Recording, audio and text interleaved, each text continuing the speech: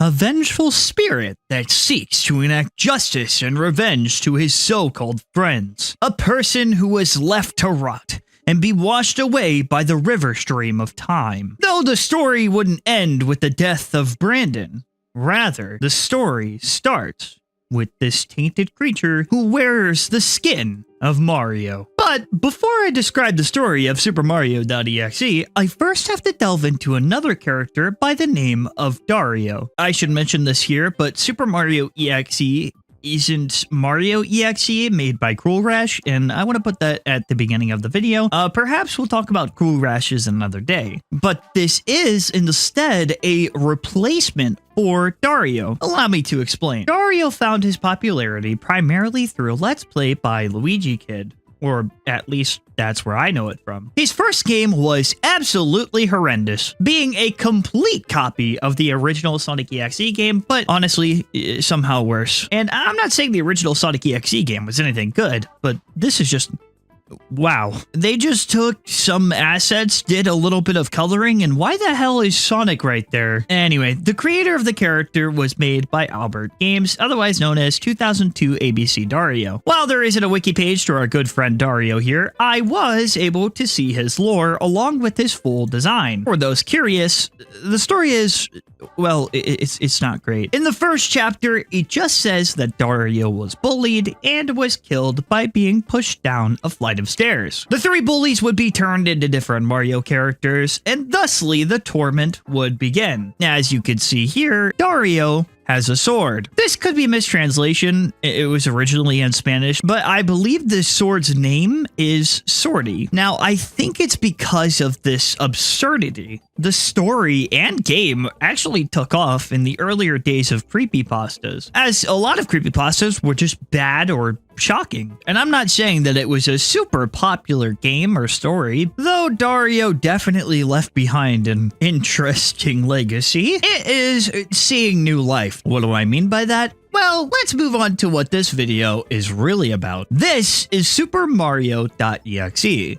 I believe he was meant to be a reboot for Dario at first, but is now his standalone thing. As for what happened to Dario, well, he passed away due to a fatal accident. That's right, this is actually canonical. Zero was telling me that he wanted the character to go out in a comedic way because that's what this character was treated as for the longest time, and for good reason. Thusly, SuperMario.exe is placed upon the timeline and replaces Dario. So it's no longer the reboot, rather a replacement on the timeline. So that would technically make SuperMario.exe the first Mario.exe. And that's the key takeaway here. And let me tell you now, this character is a major improvement and is handled a lot better in my opinion. With this character comes an entirely new story, with aspects of Dario sprinkled in. There's even going to be a game released, but I'll be talking about that a little later in the video. For now, let's delve into the story of how one accident changed the lives of 4 people forever. Brandon was often referred to as the quiet kid, and for that reason, he had a hard time socializing. He found himself unable to fit in among his peers, and whenever he tried to open up about his interest, the conversation was cut short as the topic at hand was often perceived as childish. For this reason, Brandon deemed he wouldn't be able to make friends. But one thing was for certain. He loved video games, but more than that, he loved Super Mario. Being outcasted and isolated, he turned to Super Mario to give him comfort. It was something he could always rely on to give him joy. And in his later years of high school, he started to learn how to code. With this newfound talent, Brandon would begin to work on a fan game for his favorite series. Though things were going good for him when it came to coding and Mario, his school life suffered quite a bit, being the target for ongoing bullying. Still, there was a silver lining, a trail that may lead him to happiness. Brandon caught the attention of a small group, their names being John Bennett, Ashley Brown, and Luna Sinclair. John would show Brandon a secret even he was unaware of, but Brandon was skeptical of the group's kindness. The group assured him that they weren't going to bully him like the others did, and much to his surprise, they didn't. John bonded with Brandon especially as they both shared their love for Nintendo games. Brandon got along with the group too, sharing other common interests like how much Brandon loved to bike and go up trails. With these common interests, Brandon finally had people who were like-minded. People who would make him feel as if he wasn't alone, that no matter how much bullying he endured, he had friends now. Friends who would listen to him gush about what he loved, and they would do the same. Brandon wasn't alone anymore, but in time, he would wish this wouldn't be the case. A week after their initial meeting, the four gathered together at John's house to hang out. Brandon spoke up about his game's progress and how he had finished it, but needed playtesters. Luckily, and coincidentally, he had brought a copy with him that had a port of the game, turning it over to John. John agreed to play it, but instead of playing it right then and there, he noticed that the sun was going down and wanted to do a bit of bike trailing beforehand. A little bit of friendly competition and race through the neighborhood and through smaller hills, until John wanted to raise the stakes. John said he would only play Brandon's game if he could beat him in a race. It is worth noting that this wouldn't be just any race, but through a rather steep mountain. Brandon, being overwhelmed with excitement to show somebody else what he had been working on for hours on end, accepts this challenge. And thusly, it began. The race continued, and though it seemed neck and neck for a while, it seemed that Brandon was pulling ahead. At first, it was friendly competition. It quickly developed into something different, something sinister. Losing in front of his friends, losing to someone with less of a reputation, losing again in general. Well, John couldn't have that. He was the same as Brandon. He was bullied at one point too. And he wouldn't let it happen again. He wouldn't create the chance. And though it would be something so small, in the moment, John knew what he had to do. His pride took over his body, and he veered directly into the back of Brandon's bike. The goal was relatively harmless. Just knock him off his balance and gain the lead. That's not what happened. John failed to consider they were on a narrow bridge, and underneath them, a steep drop. Once the hit connected, Brandon lost his balance and fell off his bike. A scream of terror could be heard as he plummeted straight down to the depths. And then, nothing else. John stopped. The final cries of his friend made him realize what he had done. Luna and Ashley made their way over, asking what happened, and John told them simply he fell. And as the police were investigating, they all came to the conclusion they would lie. Brandon had gone home early that day.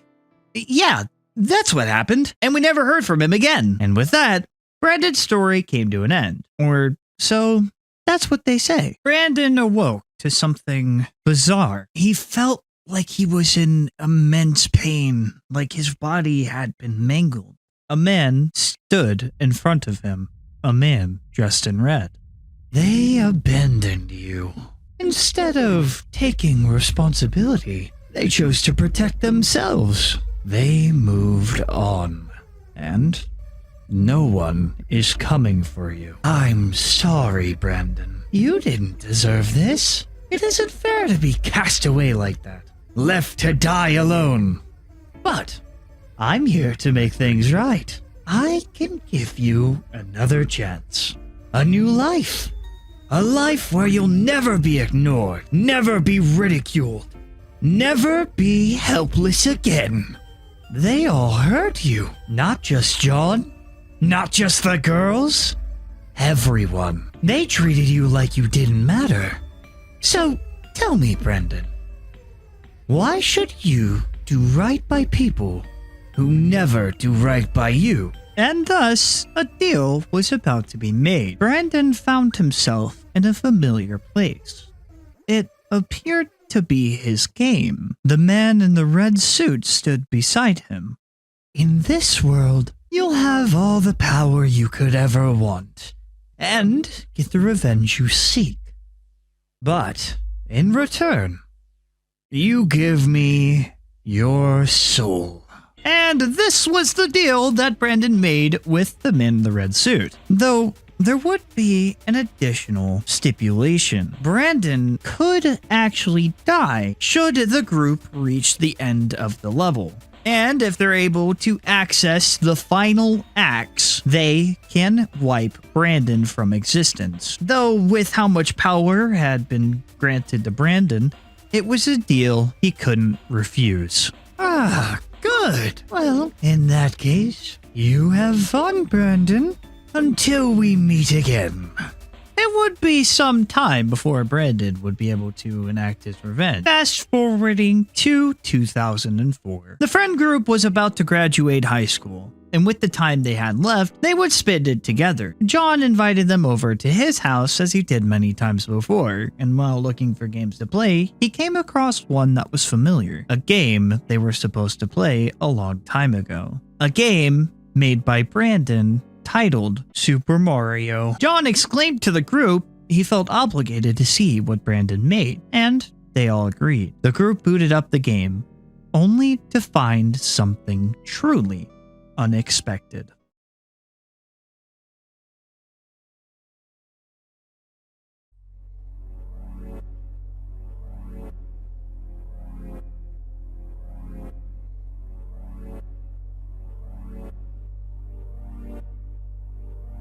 Words cannot describe how excited I am to see all of you again. You all look so different compared to when we last met.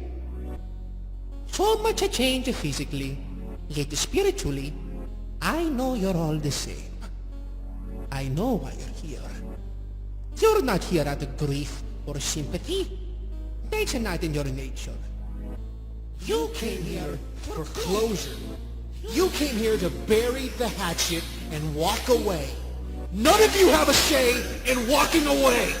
Each and every one of you are responsible for what happened. You don't deserve closure! Until you've rightfully atoned for your actions. And I will make sure that you do. With all being said, let's make this reunion a proper one. Woohoo!